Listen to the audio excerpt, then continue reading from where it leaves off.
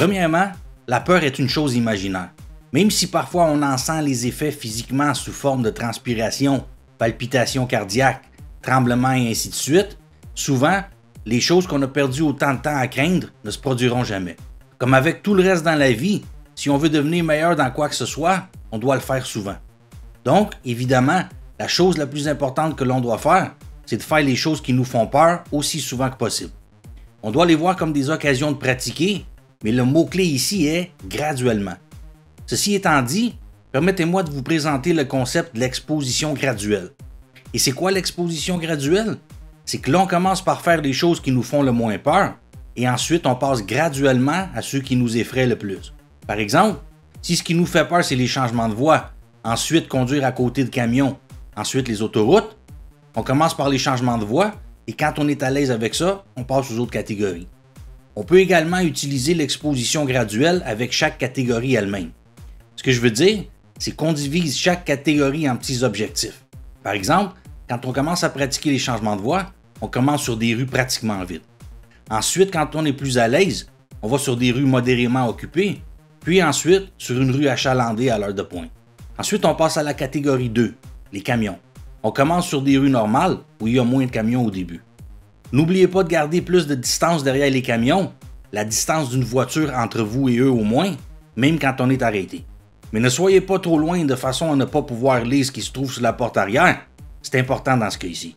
Ensuite, on va conduire dans une zone industrielle où il y a des camions partout. Ensuite, on les dépasse en s'assurant de ne pas rester dans leurs angles morts pendant trop longtemps parce qu'ils peuvent ne pas nous voir. Alors, on les dépasse le plus vite possible tout en respectant les limites de vitesse. Une fois que l'on se sent à l'aise avec les camions, on passe à la troisième catégorie, les autoroutes. On commence à une heure où l'autoroute est pratiquement vide. Ensuite, on y va quand c'est plus achalandé. Au début, on peut rester sur la même voie pendant un certain temps, puis ensuite on change de voie plus souvent, dans des conditions plus faciles, ensuite quand c'est plus difficile. Après, on rentre et on sort, d'abord quand c'est plus tranquille, ensuite quand c'est plus achalandé. Rester sur l'autoroute, c'est relativement facile. Le plus difficile, c'est d'entrer et de sortir. En gros, on doit conduire dans des situations qui nous font peur et augmenter graduellement le facteur de difficulté.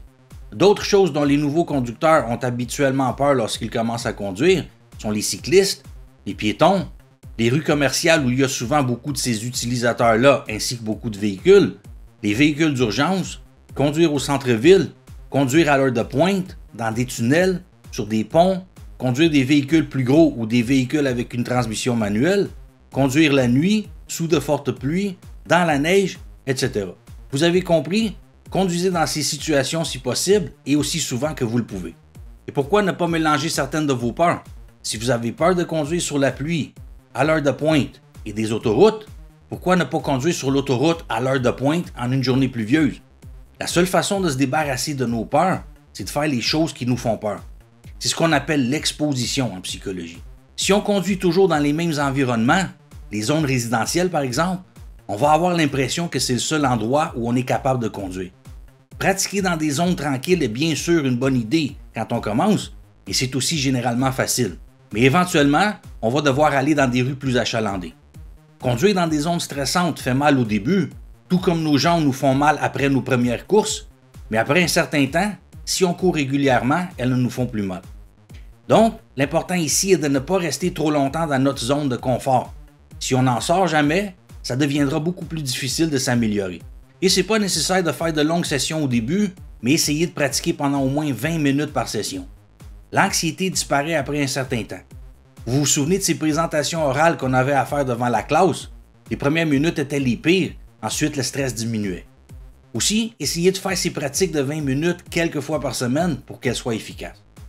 Une autre chose qui fonctionne bien, c'est la visualisation. Les athlètes l'utilisent, les gens d'affaires l'utilisent, les artistes l'utilisent. On est en train de conditionner le cerveau. Imaginez-vous en train de conduire dans des situations qui vous font peur, mais en vous sentant calme et confiant.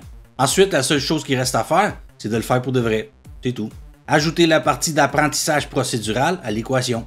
Et bien sûr, la respiration profonde est toujours l'une des meilleures méthodes de détente, donc vous pouvez utiliser ça aussi, surtout avant votre examen.